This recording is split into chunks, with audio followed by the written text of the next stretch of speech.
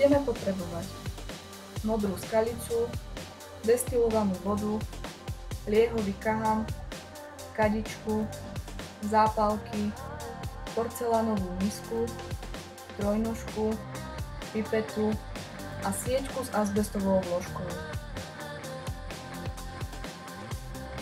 Máme pripravený liehový kahan a roztok modrej skalice.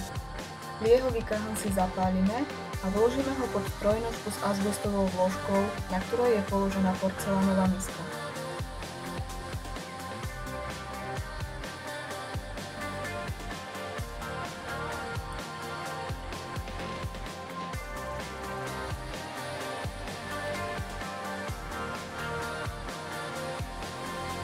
Roztok modrej skalice vlievame do misky po pipete.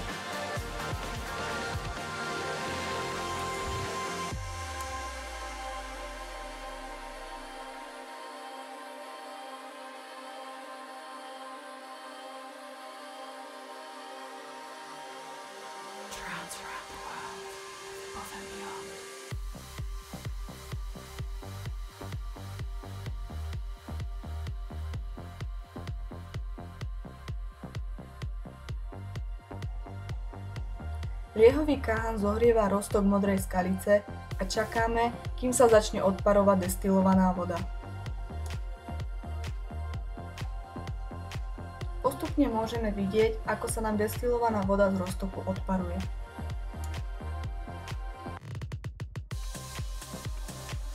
Po odparení destilovanej vody sa vytvorili kryštáliky modrej skalice.